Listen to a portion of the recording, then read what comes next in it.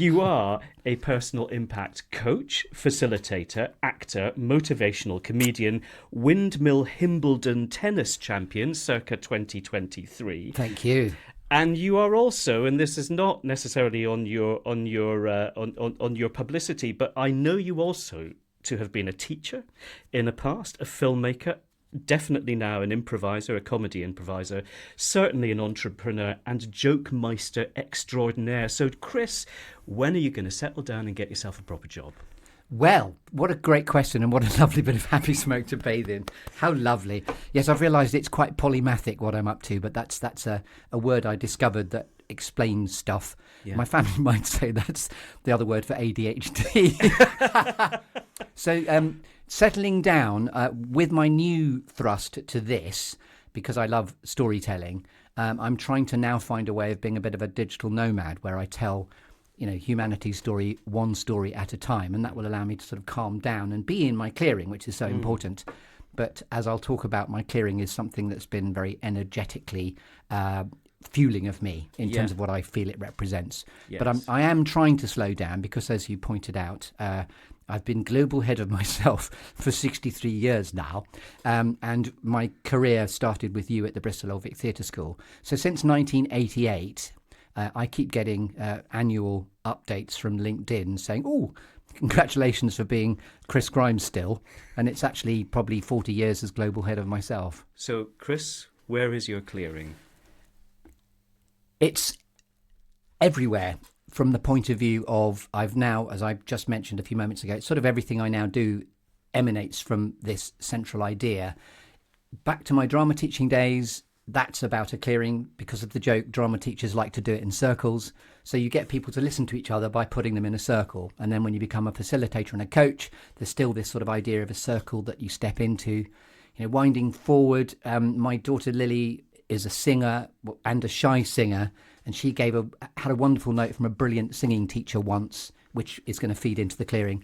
The teacher happened to ask Lily, what's your favourite colour? Lily went, orange. And then the teacher said, imagine the biggest orb of golden sunlight you can possibly imagine. Put it on the floor. Lily, when you walk on stage to sing your song, stand right at the epicentre of that clearing or that sunspot as you warm both yourself and the audience as you amaze them with the beauty of your voice. So that's it's stepping across the line. When I facilitate and coach, it's about stepping across the line to connect. So in the centre is this area. Also, one of my favourite theatre shows is Gifford Circus, and there's a circus ring.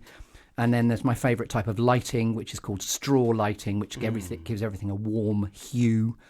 And so energetically, my clearing is of itself the clearing, because it allows me to think if I'm feeling that I've stepped across and I'm stepping in somewhere to help someone, to storytell, to be kind, to help, and it involves storytelling, I'm really happy. And then, of course, comedy improvisation is an empty space, brimming and charged with potential, where anything is possible, with this wonderful mindset of yes and, which going back reminds me of my first ever theatre book, which is Peter Brook's The Empty Space. And I just love this idea of a curated energetic space where anything is possible. And so it's of itself a clearing. And then I have physical places that I go to. I'm sorry this is multi-layered and multifaceted, but I think often it is. There's a place in Ashton Court in Bristol where I love to go on my bike. My bike is my freedom. And there's a particular promontory, I call it my promontory, where I cycle up Ashton Court, and then to the left there's a tree. In a clearing is a tree, and you and me, which is part of what I inform what I'm doing now. And there's a bench. And during the pandemic, particularly when this whole idea was percolating and the trials and tribulations of the pandemic were happening, I have a sort of factory default setting of this place in Ashton Court that I go to sit on a bench. And nowadays I record stories for LinkedIn where I say my bike is my freedom, and my bike is always in the background.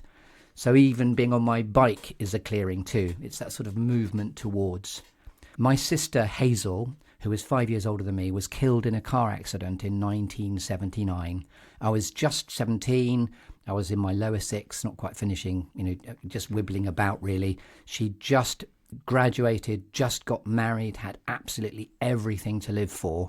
and then bang, suddenly she was killed in a car accident. It's so long ago now, I can talk about it very, very matter-of-factly, but it definitely shaped me and the family because the sort of halcyon bubble was burst.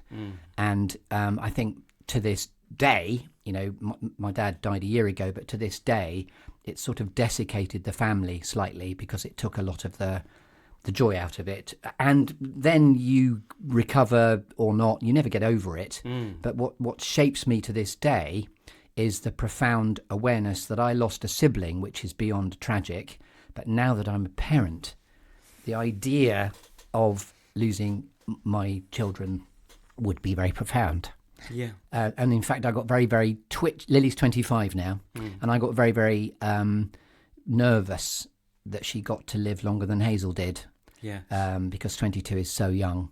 Yeah. And why it so profoundly shapes our path in death is that my life just would have been different. And I'm happy and I feel I'm in the right place at the right time, doing the right thing with the right people around me and the right friends. But my life would have just been different. I know that if it wasn't for Hazel's death, I couldn't possibly be sitting here because different windows of opportunity or different windows of possibility or randomness would have opened because my life would have continued with hers. Yeah. And then she'd have been 68 this year. Wow. And she's been long dead, far longer than she was alive. But it's something that you can, you know, when at my father's funeral a year ago, there was just that recognition of, gosh, I don't actually know how you coped. But I admired him tremendously for actually, even though the pain was seismic, and he didn't necessarily, I mentioned the word desiccation, that definitely happened. It took it sort of wiped the smile off her face that otherwise I think would have smiled a lot more. Yes. Oh, that's such a heart-wrenching thing to say. Thank you for sharing that. So when you are fully at purpose and in flow, what is it that you're doing? It's when I'm making people laugh, I think, on stage. Of all the clearings, it's when I step onto a stage where anything is possible, and through the lovely mindset of yes and, yes and, yes and, yes and, as opposed to no but, or yes but, yes but, yes but. The sort of yes and mindset that informs all of my facilitation, you know, the fact that I have the unique drama teacher, actor, comedy improvisation training, it all then, as a factory default, you know, once or twice a month, I get to twonk about in front of an audience where I walk on stage and coming full circle to Lily's teacher saying, step into the golden light, cross the line to connect. I love making people laugh. Great, and you are brilliant at it. So that is a great piece of purpose and flow. An inspirational quote which inspires you. Well, it would inspire if it's inspirational, wouldn't it? I love a recent quote which is "Be where your feet are," which plays into the wonderment of being able to be present.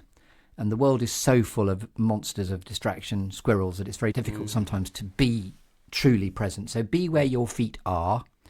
And then linked to resilience, I love the Hamlet quote, which is, nothing is either good or bad, but thinking makes it so. Yeah. And when we, you know, struggle in life, that's always a good thing to remember.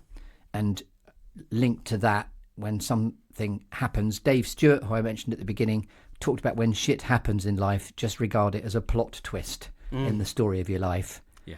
And then try and reframe what's just happened with, it's good, isn't it? Because, and that often you can turn adversity into something special or something that you learnt from. I mean, not always. I mean, there's catastrophe going on in the world where you can't say, it's good, isn't it? You can't do that. But for those of us where our problems are mostly first world by comparison, yes, I think, you know, don't overthink stuff. Yeah. Nothing is either good or bad, but thinking makes it so. Be where your feet are, and it's good, isn't it? Because if you could give one piece of advice to your younger self, what would it be, Chris? I believe, sincerely, I feel it's the same as stay persistent, stay on the bus, and keep on keeping on. One of my favourite quotes is from the fish Dory in Finding Nemo, which is, keep on swimming, keep on swimming, keep on swimming, keep on swimming. In this life of ours, it's not over until it's over. So just keep on keeping on, keeping on.